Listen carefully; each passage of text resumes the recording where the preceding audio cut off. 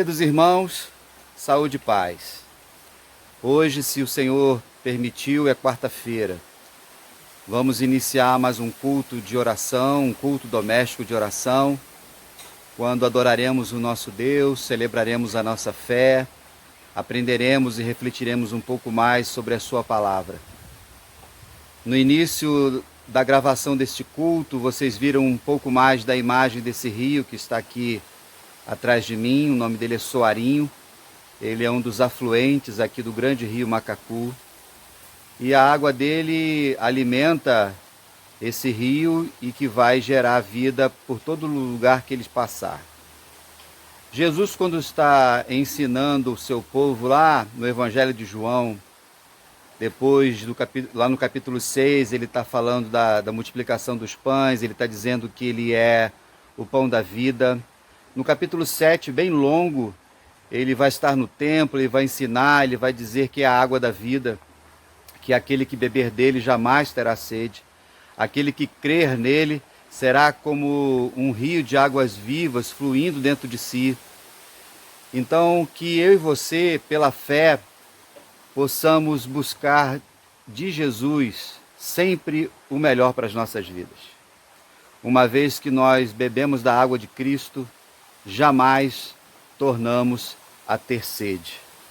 Que o dia de hoje seja um dia que você experimente essa saciez, sabendo que o nosso Senhor Jesus, que há poucos dias ele ressuscita na celebração da Páscoa que fizemos no domingo. Isso tudo é um eco daquilo que ele tem feito na minha vida e na sua. Ele morreu, ressuscitou, para que eu e você tivéssemos vida e vida em abundância. Adore ao Senhor com toda alegria no seu coração e sempre na certeza de que o Senhor suprirá todas as nossas necessidades. Amém? Deus abençoe.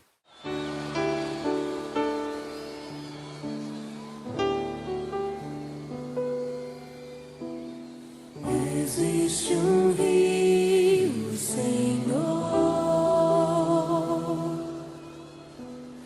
que flui do teu grande amor, águas que correm do trono,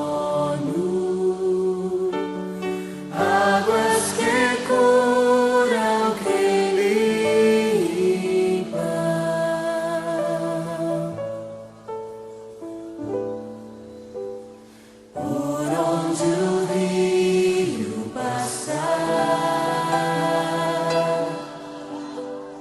tudo vai transformar,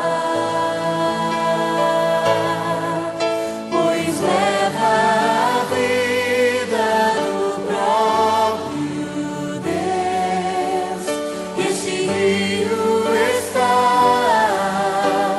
neste lugar.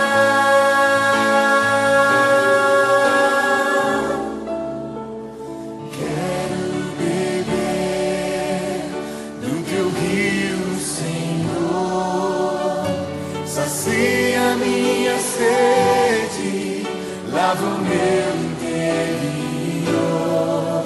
Eu quero fluir em tuas águas, eu quero beber da tua fonte, fonte de águas vivas. Tu és a fonte, Senhor.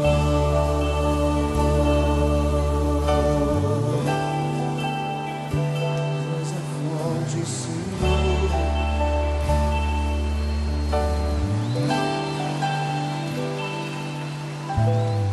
Existe um rio, Senhor,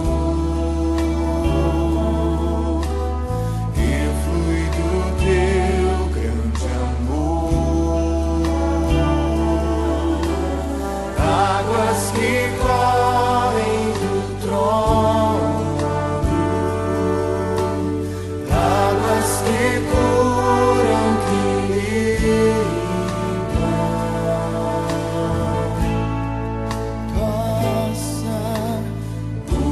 onde o rio passar, tudo vai transformar, Senhor. Oh, passa, Senhor, pois leva a vida do próprio Deus. Esse rio está, aleluia, neste lugar.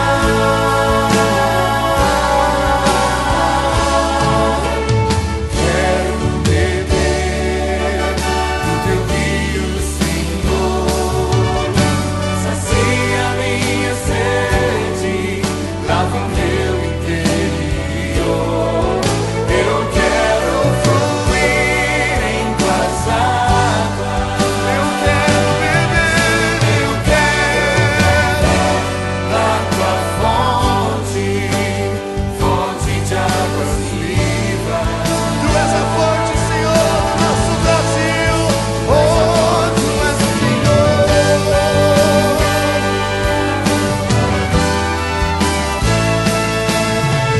Quero beber do teu rio, Senhor.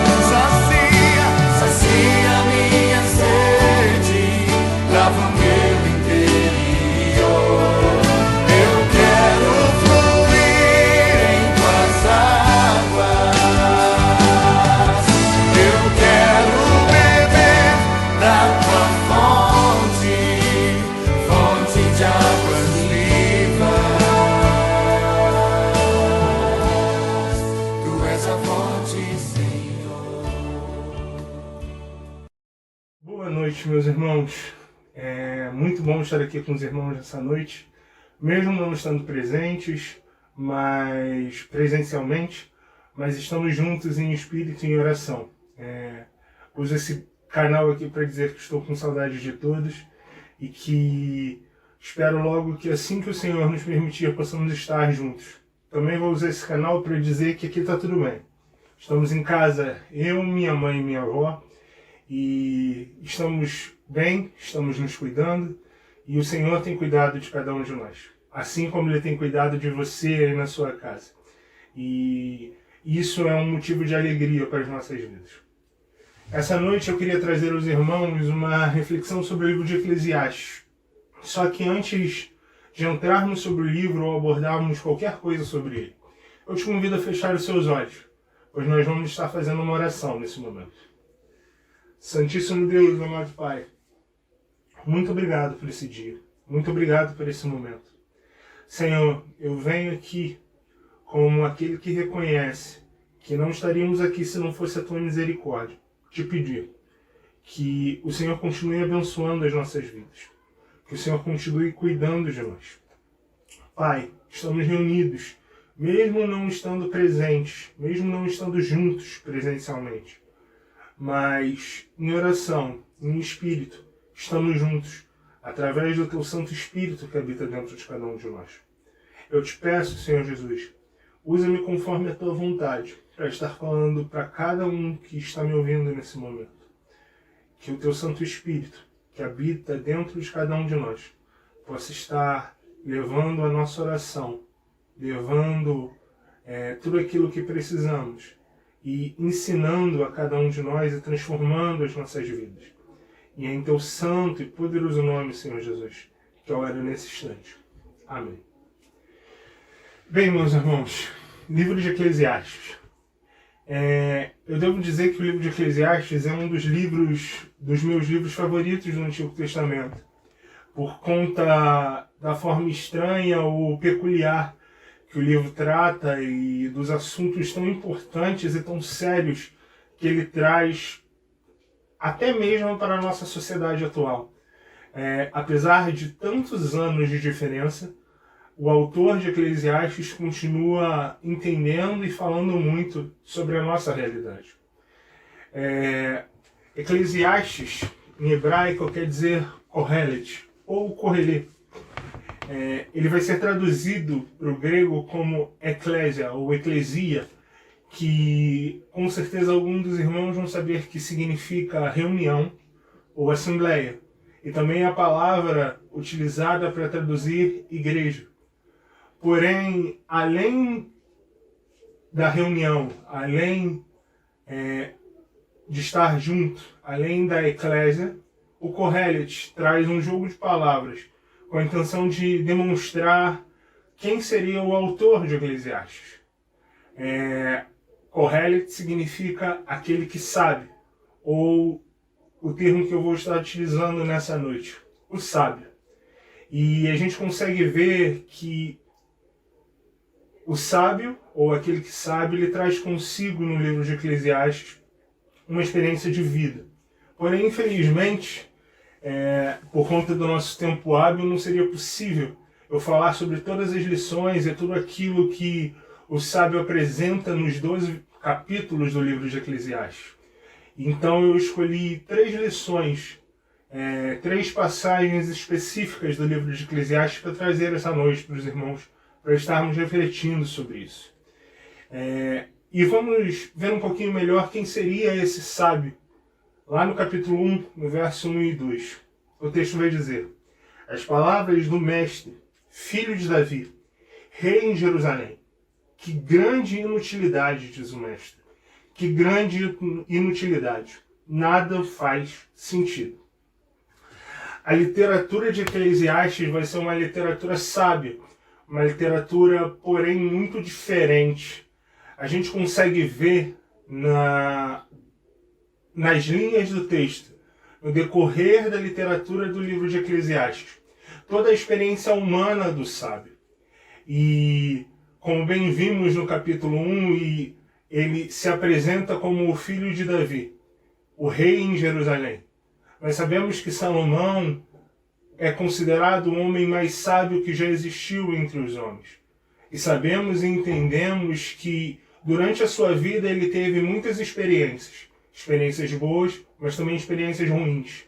E possivelmente um Salomão de idade avançada se apresenta como esse sábio que levou a vida toda para aprender muitas coisas, para entender muitas coisas.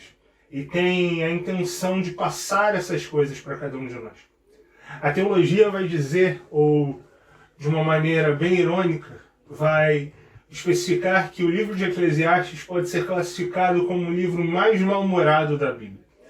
Existem algumas obras literárias com esse título e que falam sobre esse assunto, pois no decorrer da lição, no decorrer de toda a sabedoria passada pelo sábio no livro de Eclesiastes, nós podemos ver a sua experiência humana, a sua experiência de vida, aquilo que ele aprendeu, mas também as suas dúvidas, aquilo que não fazia sentido para ele e aquilo que mexia com o seu coração.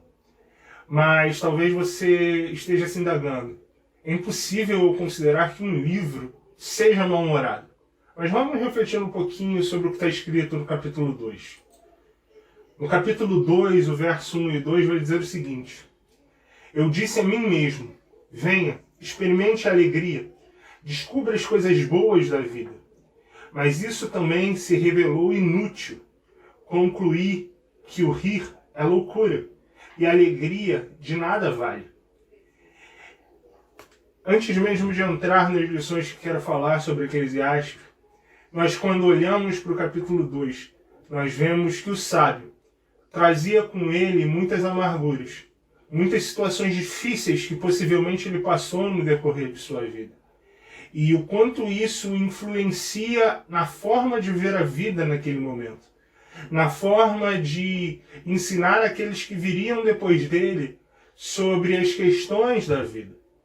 E entre essas questões eu queria trazer essa noite para os irmãos 3 delas. E a primeira se encontra ainda no capítulo 2, porém no verso 20 e no verso 22, que o texto vai dizer o seguinte: cheguei ao ponto de me desesperar por todo o trabalho no qual tanto me esforcei debaixo do sol. Que proveito tem um homem de todo o esforço e de toda a ansiedade com que trabalha debaixo do sol? Parafraseando o autor de Eclesiastes, quando eu olho para esse texto e essa expressão dele sobre qual é a real importância de se dedicar tanto ao trabalho, eu pergunto a você essa noite: Por quanto tempo nós vamos estar correndo atrás do vento? E aí você se pergunte agora, como assim correndo atrás do vento? Por quanto tempo nós vamos achar que o nosso trabalho, aquilo que fazemos, é a coisa mais importante da realidade da nossa vida? Existe uma frase, que agora eu não me recordo de quem é o autor, que diz que o homem trabalha para viver. Ele não vive para trabalhar.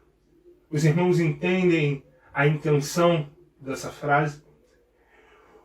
Por quanto tempo nós vamos ser regidos por tudo aquilo que a sociedade nos impõe atualmente, ou na verdade vem impondo sobre a vida do homem no decorrer da história? Por quanto tempo nós vamos buscar a necessidade de termos mais dinheiro, de sermos muito bem-sucedidos, de chegarmos ao topo do mundo, de sermos os melhores em tudo que fazemos, de sermos o número 1? Por quanto tempo nós não vamos perceber que isso destrói a nossa vida e faz com que a vida passe através de nós, sem mesmo que nós venhamos a perceber que ela está passando? Mas aí talvez você se pergunte onde você quer chegar com isso, ou esteja até questionando o sentido do que o sábio está trazendo e do que eu estou trazendo para você essa noite. Mas aí, para embasear melhor o meu argumento, eu trago para você uma paráfrase da história do próprio Jesus. Pois afinal de contas, que sentido existe que alguém se preocupe mais em arrumar a casa do que ouvir o Senhor da criação que está dentro dela? Sim, eu estou falando de Marta e Maria. Pois afinal de contas, enquanto uma se dedicava em cuidar de tudo que estava ao redor e não se importava com a coisa mais importante que acontecia dentro da casa dela, a outra entende que ali, naquele momento, está diante dela o Salvador do mundo. E aquele momento, aquelas palavras que saíam da boca de Jesus, era a coisa mais importante que estava acontecendo. Entendam os irmãos e as irmãs que cuidam de casa. Eu não estou dizendo que você, a partir de agora, não precisa mais fazer a sua faxina. Eu não estou dizendo que você não deve trabalhar. Mas eu estou dizendo que você precisa entender que o trabalho é parte da sua vida, não a razão da sua vida. Pois se você não compreender isso, o conselho que o sábio traz é que a vida se torne inútil e que as coisas mais importantes da sua vida acabam sendo negligenciadas. Pois afinal de contas, quantos de nós não conhecemos uma história de pais que não dão importância para os filhos por conta do trabalho? Ou quantos de nós não conhecemos histórias de pessoas que não se importam com seus casamentos, com as suas relações externas, por conta do trabalho? Quantas pessoas nós não conhecemos que estão se matando de trabalhar e morrendo por trabalhar? Porque nós temos dado tanta importância a um sentido de sermos bem-sucedidos, de sermos melhores, que nós não estamos entendendo aquilo que Jesus deixou tão claro quando ele diz que o que vale ganharmos o mundo inteiro se perdermos a nossa alma? Existe uma canção do cantor Paulo César Baruch que fala justamente sobre essa passagem. E no seu refrão ele diz do que vale ganhar o mundo inteiro e por inteiro se perder. Porém, a segunda lição que eu trago para vocês essa noite sobre o livro de Eclesiastes se encontra no capítulo 4. O texto vai ser do capítulo 4, do verso 9 até o verso 12. E ele vai dizer o seguinte: é melhor ter companhia do que estar sozinho, porque maior é a recompensa do trabalho de duas pessoas. Se um cair, o amigo pode ajudá-lo a levantar-se, mas pobre do homem que cai e não tem quem o ajude a levantar-se. Se dois dormirem juntos, vão manter-se aquecidos. Como, porém, manter-se aquecido sozinho? Um homem sozinho pode ser vencido, mas dois conseguem defender-se. Um cordão de 3 dobras não se rompe com facilidade. Muitas vezes, a mesma questão que eu falava com os irmãos no ponto anterior, de buscarmos sermos o melhor, de buscarmos estar no topo do mundo, faz que cada um de nós cheguemos a esse lugar ou alcancemos esse objetivo, mas quando olharmos para os lados, vamos perceber que estamos sozinhos. Porque a nossa vontade de se tornar melhor ou de ser melhor nos fez ficar só. Ou a nossa ciência de acharmos que somos melhores faz com que, junto com essa mensagem, pensemos que não precisamos de mais ninguém, que somos autossuficientes. Ou, pior ainda, achamos que qualquer pessoa que se aproxima de nós, qualquer próximo que tenta ter alguma intimidade, ele o faz por conta de interesse, e por conta de interesses escusos. E eu trago para os irmãos essa noite uma mensagem sobre esse texto específico, dizendo que não existe nada mais desastroso para a realidade do homem do que ele pensar que pode viver sozinho e que pode ser autossuficiente de si. Se existe alguma coisa que tanto as ciências humanas quanto a realidade espiritual conseguem concordar e conversar, é que não é bom que o homem viva só. Entre as diversas doenças que podem surgir, tanto na alma, quanto na mente, quanto no próprio corpo, por estarmos sozinhos, quantas histórias nós não conhecemos de homens que se encontraram sozinhos em momentos e por conta disso perderam a sua sanidade?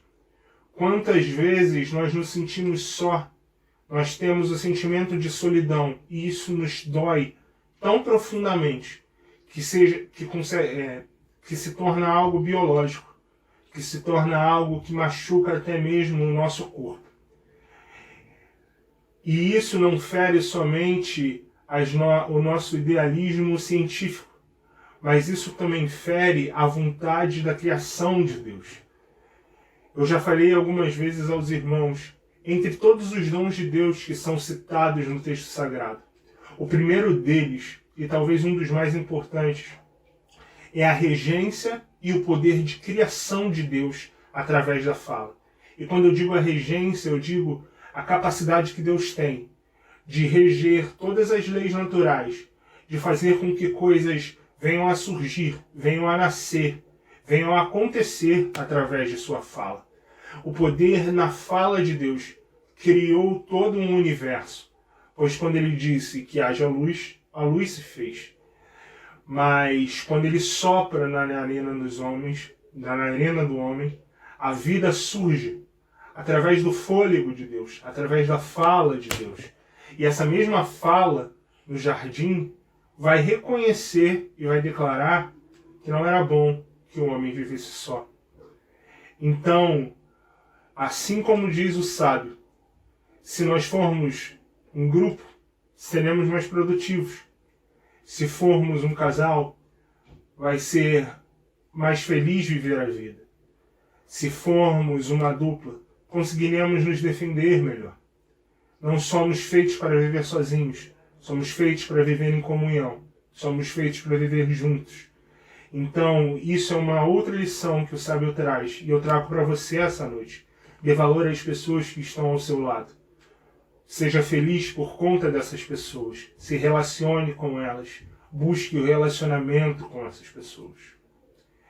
Porém, uma outra lição se encontra no capítulo 5, lá no verso 1 até o verso 3. E ela vai dizer o seguinte: quando você for ao santuário de Deus, seja reverente. Quem se aproxima para ouvir é melhor do que os tolos que oferecem um sacrifício, sem saber que estão agindo mal. Não seja precipitado de lábios, nem apressado de coração para fazer promessas diante de Deus.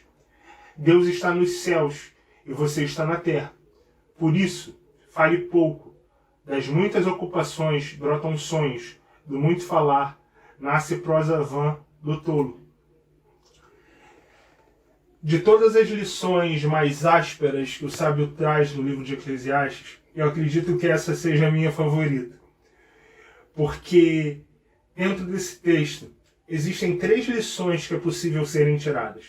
A primeira delas é que é necessário sempre entendermos o temor do Senhor. Deus é o Criador de todas as coisas. Eu sempre, quando tenho a oportunidade, falo e tento refletir sobre isso, pois é importantíssimo nós compreendermos quem Deus é. Ele é soberano sobre todas as coisas. Ele, sim, é alguém que pode ser considerado melhor do que todos nós, além do que todos nós. O texto sagrado demanda de diversos versículos, diversas passagens, para tentar se aproximar de quem Deus é. Mas mesmo assim não consegue e nunca o conseguiria, pois, como está escrito no próprio texto, Deus é muito além de tudo aquilo que nós pensamos, de tudo aquilo que nós mensuramos. E esse texto fala justamente sobre isso, sobre a grandiosidade de Deus. É muito importante nós entendermos que Deus é soberano, que não existe outro como Ele. Então, estar na presença dEle, existe a necessidade de referência, existe a necessidade de entendimento. Quando o sábio diz que é importante que nós venhamos a falar pouco e ouvir muito, que nós venhamos a ter temor ao Senhor, que estamos na presença do Criador de todo o universo. Então, quando estivermos lá, é melhor só escutarmos aquilo que Ele tem a nos dizer, em vez de... Aí, o terceiro ponto e a terceira lição que nós conseguimos tirar desse texto é não levar a sério a nossa relação com Deus. Mas como assim não levar a sério a nossa relação com Deus? Porque nós fazemos votos com o Senhor, e às vezes votos que nós não podemos cumprir. O sábio alerta nesse momento que quando estamos presentes, quando estamos diante do Senhor, é necessário que nós venhamos a falar pouco, para não falarmos besteira, pois não é sábio da nossa parte fazer votos com o Criador do mundo, já que nós não podemos cumprir esses votos, ou não temos nem mesmo a intenção de cumpri-los. E muito além disso, estar diante de Deus, estar diante do Senhor de todas as coisas, é ter a oportunidade de se relacionar com Ele. E eu vejo, toda vez que leio esse texto, a intenção do sábio dizer: quando vocês estiverem diante de Deus, escutem Deus, se relacionem com Ele, pois essa é uma oportunidade que poucos têm. Então, isso é algo muito interessante, isso é algo muito importante que eu trago de lição para os irmãos hoje. Porém, existe um outro tema que decorre em toda a literatura do livro de Eclesiastes e que eu acho que poderia ser quase um segundo título, um segundo tema principal para o livro, pois nós ainda vamos chegar no tema principal do livro de Eclesiastes nessa mensagem. Mas sobre o que eu quero falar? Eu quero falar sobre o tempo. O tempo traz com ele a sabedoria. O sábio escreve Eclesiastes no auge da sua sabedoria, no auge do seu tempo. O capítulo 3 talvez seja o capítulo mais conhecido do livro de Eclesiastes. E o verso 1 vai dizer o seguinte: para tudo há uma ocasião certa, há um tempo certo para cada propósito debaixo do céu. As experiências do sábio estão no livro de Eclesiastes, porque no decorrer do tempo ele observou cada uma dessas lições que eu já falei com os irmãos aqui. Ele aprendeu cada uma dessas coisas. Mas principalmente, e aí sim, o tema principal do livro de Eclesiastes, foi com o tempo que o sábio pôde entender e, na verdade, gerar uma relação com Deus. Foi através desse tempo que ele pôde entender que todas as coisas que aconteciam no decorrer da sua vida sempre foram geradas e regidas pela sua relação com Deus. Pois quando a sua relação estava abalada, a sua vida se tornava abalada. Então, o tempo seria um dos temas principais do livro de Eclesiastes. Porém, Eu só trouxe lições ásperas do sábio para os irmãos nessa noite. Então eu não queria fechar aqui, pois com o tempo o sábio aprendeu, o sábio se relacionou com Deus. E nessa relação ele também traz boas experiências e grandes lições para a nossa vida. Lá no capítulo 12 a gente vê um pouquinho sobre isso. O texto vai dizer lá no verso 13 do capítulo 12 de Eclesiastes: agora que já se ouviu tudo aqui, está a conclusão. Tema a Deus e obedeça aos seus mandamentos, porque isso é essencial para o homem. Eu já falei sobre o temor do Senhor quando falávamos do capítulo 5. Porém, é necessário expressar aqui que o temor do Senhor tem tudo a ver com a nossa relação com Ele. Pois, afinal de contas, quando nós entendemos quem Deus é, se torna mais fácil buscarmos nos relacionarmos com Ele. O melhor exemplo para essa questão é o texto de Isaías. A partir do momento que Deus se apresenta diante do profeta e ele reconhece o quão pequeno ele era e quão imenso era a glória de Deus que estava diante dele. Mas, além disso, a partir daquele momento ele entende que Deus estava diante dele, ele temia por sua vida, mas ele precisava se relacionar com Deus. E é isso que o sábio quer dizer. É isso que o sábio quer trazer. Que o temor do Senhor tem a ver com a nossa relação com o Senhor. Pois nós precisamos buscá-lo. Nós precisamos estar com Ele. Nós precisamos aprender dele. Isso faz parte da nossa vida. O capítulo 3 ainda vai acrescentar um pouco mais. O capítulo 3, no verso 12 até o verso 14, vai dizer o seguinte: descobri que não há nada melhor para o homem do que ser feliz e participar e praticar o bem enquanto vive. Descobri também que poder comer e beber e ser recompensado pelo seu trabalho é um presente de Deus. Sei que tudo o que Deus faz permanecerá para sempre, e isso nada pode se acrescentar, e disso nada se pode tirar. Deus assim faz para que os homens o temam. Relacionando com o que eu disse acima, entendendo que o temor do Senhor tem a ver com a nossa relação com Ele, o sábio está dizendo aqui que todas as coisas que Deus faz, elas são permanentes, porém elas são feitas para serem desfrutadas. Elas são feitas para serem desfrutadas numa relação com Deus.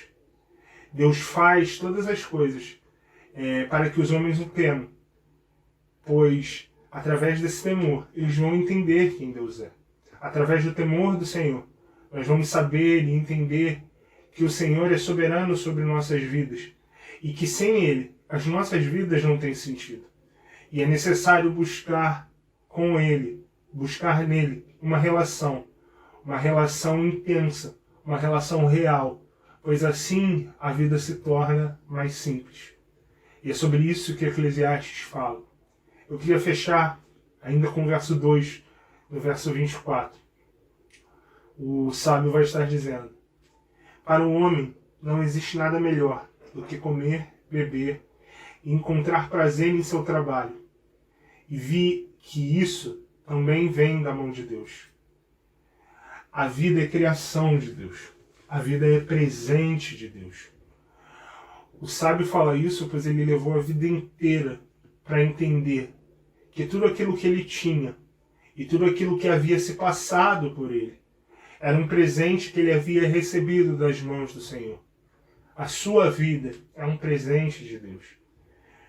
Quando ele diz que você não deve dar tanto foco ao seu trabalho e sim a tudo o que acontece ao seu redor, ele está dizendo: desfrute daquilo que Deus te deu, pois se você acreditar que o seu trabalho é a coisa mais importante da sua vida, você vai perder o maior presente que Deus concedeu a você, que é a sua vida.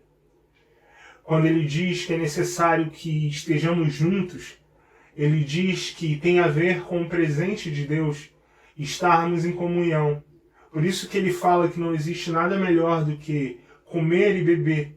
E quando ele fala sobre isso, ele não fala de comer e beber sozinho. Ele fala de festejar. Ele fala de estar juntos com aqueles que você ama.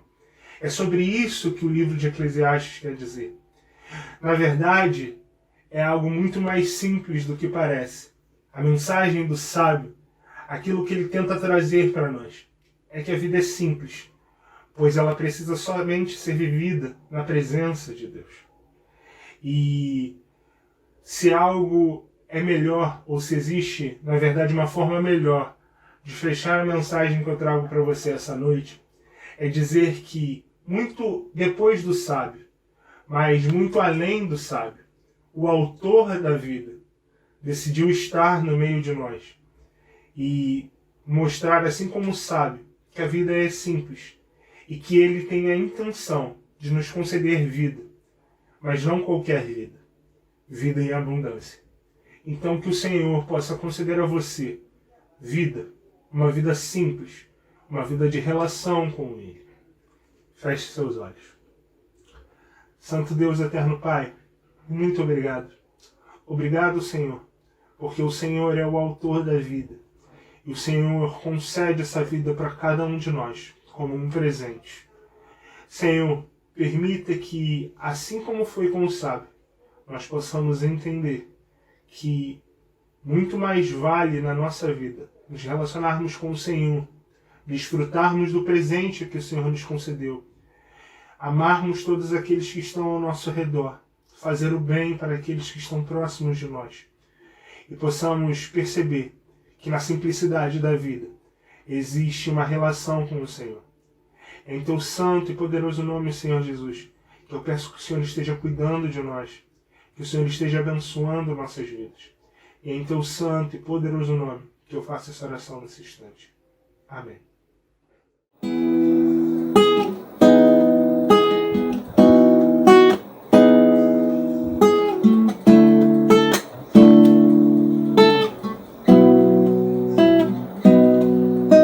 Situações dessa vida me fazem sentir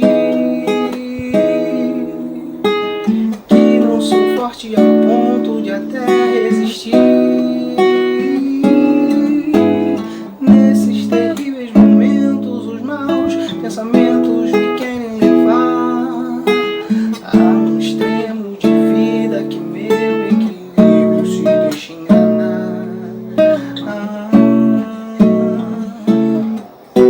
Instantes que se prolongam tentando mudar tudo que já se fez novo, pois Cristo mudou. Tentando hoje trazer o que eu tento esquecer. Sou vencedor e ninguém poderá me deter. Oh não, pois eu sei que jamais eu provado serei além do que eu possa suportar. E se ainda eu cair e pensar que é o fim, Jesus me ergue e segue junto a mim. Jesus me ergue e segue sim. Jesus me ergue e segue sim. Jesus me ergue e segue junto a mim.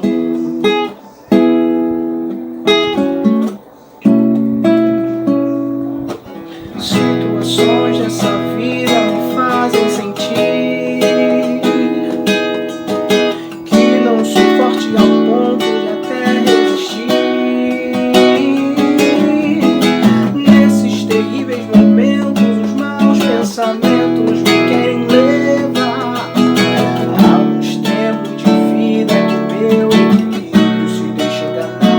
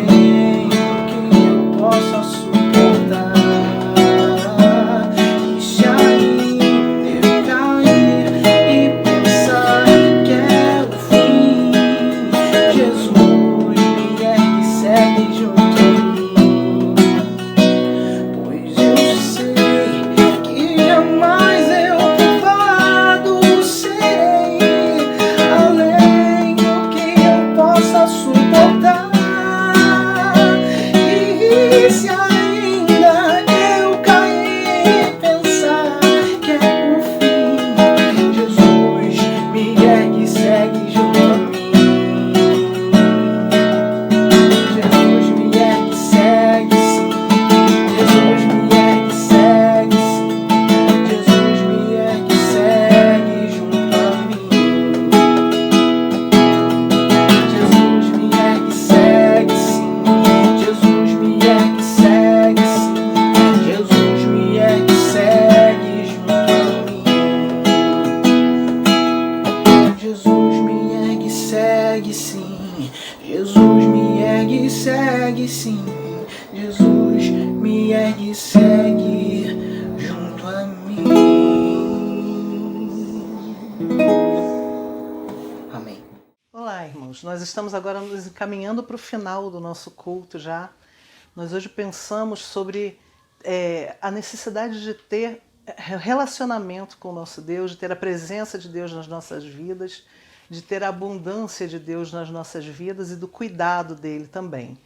E agradecemos a Deus, porque nós sabemos que, como cantou agora o Jefferson nessa última música, mesmo que nós caiamos, pensemos que estamos em situações difíceis no final, mas nosso Deus nos ergue e nos leva junto com Ele, no colo dele, tomando conta de nós.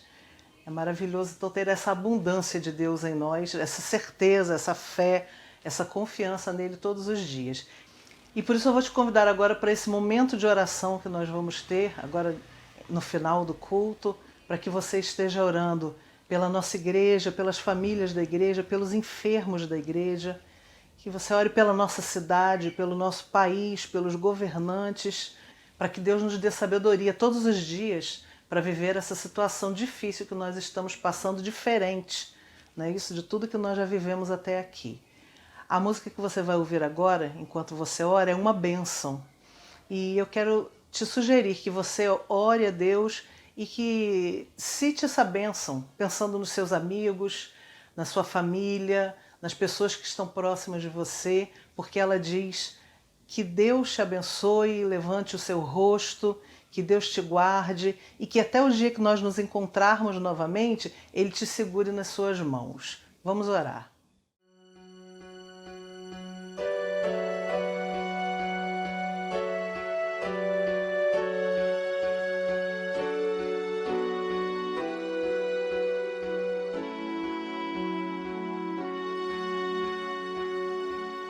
Que tua vida, amigo, seja sempre para o melhor. Que o sol aqueça o teu viver, que a chuva caia suave no teu lar. E até nos encontrarmos outra vez. Que Deus te segure nas suas mãos. Que o Senhor te abençoe e guarde. Que o Senhor sobre ti levante o rosto e te dê paz. Que tua vida, amigo, seja sempre para o melhor. Que o sol aqueça teu viver, que a chuva caia suave no teu lar. E até nos encontrarmos outra vez. Que Deus